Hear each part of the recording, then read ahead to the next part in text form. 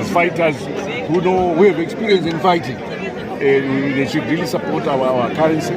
Make sure we can also fight those who are destroying the currency and doing all manner of illicit activities. It is not fair as Zimbabwe citizens that some among ourselves continue to degrade and undermine the currency that everyone has fought so hard for, to make sure that we have a currency that is stable, that will eventually be the sole currency in the fullness of time, where we will say we won't need any other currency except our own, which is the ZiG. So we have to work hard to make sure that it stays stable, and we're here calling upon all citizens to make sure they protect the currency. That will not happen. That I think once someone is arrested, they ought to be adequately punished or sanctioned for that crime. It shouldn't be the case that they get on back onto the streets as if nothing happened.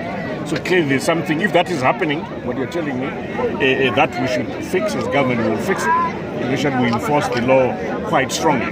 We also introduced certain fines where we say that if businesses then deviate from pricing using the willing buyer, willing seller rate as published by the Reserve Bank of Zimbabwe, they will be in violation of the law, and again we'll fine them to the tune of 200,000 ZiG for that violation. So we're going to be very strict, very vigilant as the authorities to make sure that we can protect our currency. And then, Honourable, aware that over 70 people have been arraigned and brought before the law to make sure they can face justice for undermining the currency. This should be a strong message to all that really let's be disciplined in society. Let's protect our currency. After all, it is our currency. We don't have any other. The 70 is it in Harare or Blau? It's across the country. It's across the country. And then, Honourable, yes, because we introduced a new currency, the ZiG, we have now translated the Zimbabwe dollar balances in our budget, whatever we budgeted, all into ZiG, because that's the new operational currency going forward. So we've done that already, and we're in the process of communicating with the various ministries to alert them to those kind of changes. But really, it's in terms of what the new currency is able to purchase in terms of goods and services, that doesn't change much, except that now there's stability. There's more predictability, and ministry will find it easier over time to budget carefully and plan for any expenditures using the new currency. So how much is our budget now for this year in the ZiG?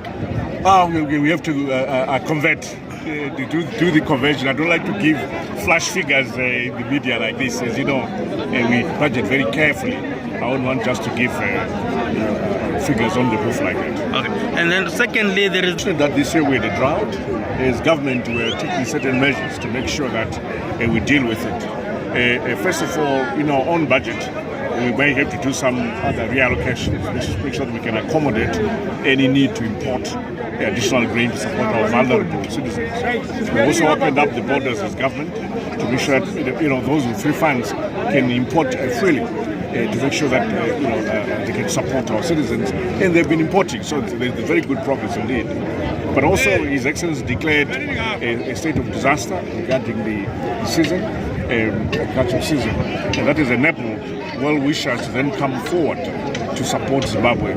But also, last year we took on insurance as government, so we bought some insurance abroad, and we'll be calling on that insurance. They've already written to us to say they're willing to then release any payments, which we use to support our vulnerable citizens. So there's a lot, as you can see, it's a package of measures that we've taken to deal with the drought, including some budget allocations and reallocations. Maybe what type of insurance was undertaken?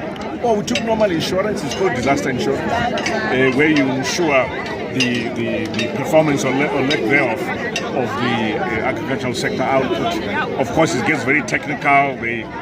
All those who are experts in it, they do all manner of fancy calculations, and then we first of all work out what sort of premium we should be paying. And we pay that premium, and now they've determined how much then we're due for in terms of compensation for the drought.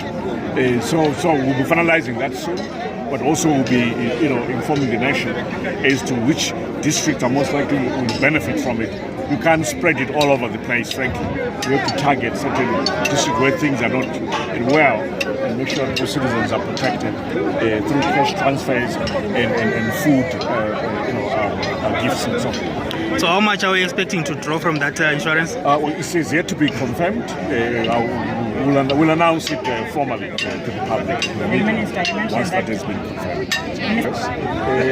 First of all, what we start with a microfinance institution, which will then develop a full bank. This they've requested, they worked hard on it, and we as Minister of Finance were supporting them. So it is work in progress. I can't give you a timeline on that, but it's work in progress.